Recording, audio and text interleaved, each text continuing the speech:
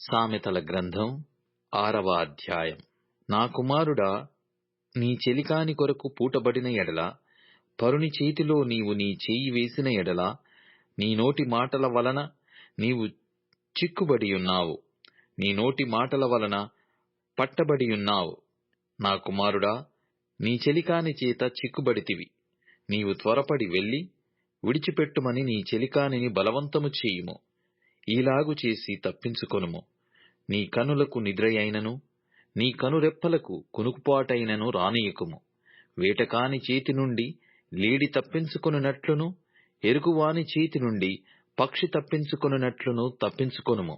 సోమరి, చీమల యొద్దకు వెళ్ళుము. వాటి నడతలు కనిపెట్టి జ్ఞానము తెచ్చుకొనుము. వాటికి న్యాయాధిపతి లేకున్నను, పై విచారణకర్త లేకున్నను, అధిపతి లేకున్నను, అవి వేసవి కాలమందు ఆహారము సిద్ధపరచుకొనును, కోతకాలమందు ధాన్యము కూర్చుకొనును. సోమరి, ఎందాక నీవు పండుకొనియుందువు? ఎప్పుడు నిద్ర లేచెదవు? ఇక కొంచెము నిద్రించెదనని, కొంచెము కునికెదనని, కొంచెము సేపు చేతులు ముడుచుకొని పడుండెదనని నీవనుచుందువు. అందుచేత దోపిడిగాడు వచ్చునట్లు దారిద్ర్యము నీ యొద్దకు వచ్చును, ఆయుధదారుడు వచ్చునట్లు లేమి నీ యొద్దకు వచ్చును. కుటిలమైన మాటలు పలుకువాడు పనికి మాలిన వాడును, దుష్టుడునై యున్నాడు. వాడు కన్నుగీటుచు కాళ్లతో సైగ చేయును, వ్రేళ్లతో గురుతులు చూపును. వాని హృదయము అతిమూర్ఘ స్వభావము గలది.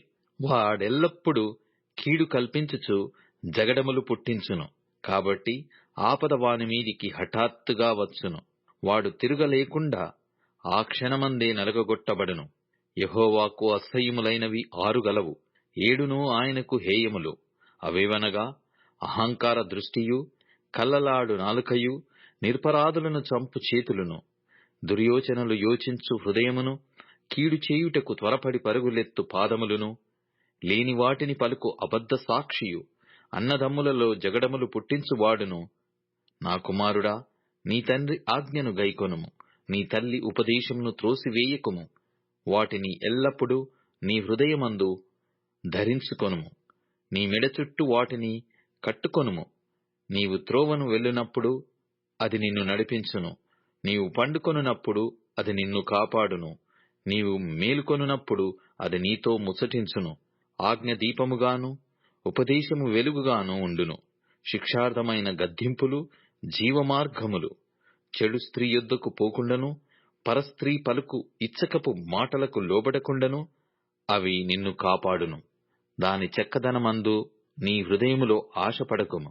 అది తన కనురెప్పలను చికిలించి నిన్ను లోపర్చుకొన నీయకుము. వేశ్యా సాంగత్యము చేయువానికి రొట్టె తునుక మాత్రము మిగిలియుండును. మగనాలు మిక్కిలి విలువగల ప్రాణమును వేటాడును. ఒకడు తన ఒడిలో అగ్ని నుంచుకొనిన ఎడల వాని వస్త్రములు కాలకుండునా? ఒకడు నిప్పుల మీద నడిచిన ఎడల వాని పాదములు కమలకుండునా?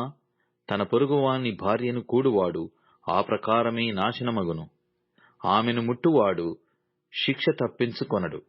దొంగ ఆకలిగొని ప్రాణరక్షణ కొరకు దొంగిలిన ఎడల ఎవరునూ వాని తిరస్కరింపరు గదా. వాడు దొరికిన ఎడల 7 చెల్లింపవలెను, తన ఇంటి ఆస్తి అంతయు అప్పగింపవలెను. జారత్వము జరిగించువాడు కేవలము బుద్ధిశూన్యుడు. ఆ కార్యము చేయువాడు స్వనాశనమును కోరువాడే. వాడు దెబ్బలకును అవమానమునకును పాత్రుడగును. వానికి కలుగు అపకీర్తి ఎన్నటికిని తొలగిపోదు. భర్తకు పుట్టు రోషము మహారౌద్రము గలది. ప్రతికారము చేయు కాలమందు అట్టివాడు కనికరపడడు. ప్రాయశ్చిత్తమేమైనా నీవు చేసినను వాడు లక్ష్యపెట్టడు. ఎంత గొప్ప బహుమానములు నీవిచ్చినను వాడు ఒప్పుకొనడు.